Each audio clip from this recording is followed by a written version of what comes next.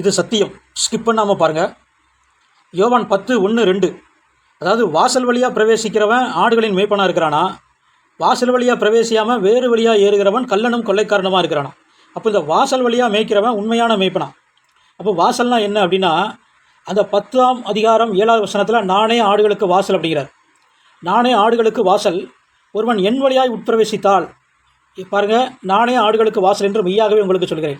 அப்போது இயேசு தான் வாசலாம். அதாவது இயேசுடைய உபதேசத்தின் வழியாக நம்மளை நடத்தி கொண்டு போகிற மேய்ப்பன் உண்மையான மேய்ப்பனா.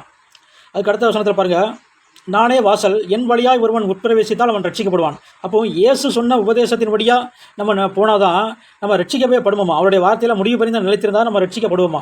அப்படி முடிவு பறிந்த நிலைத்திருந்தால் அவன் உள்ளும் புறமும் சென்று மேய்ச்சலை கண்டடைவான். அப்படின்னா அவன் சரீர பிரகாரமாகவும் ஆவிக்குரிய பிரகாரமாகவும் பலனடைந்து மேய்ச்சலை கண்டடைவானா, பரலோக ராஜ்யத்தை சென்றடைவான் அப்படின்னு அர்த்தம். இப்படி மேய்க்காமல் 1ஆம் வசனத்தை பாருங்கள்,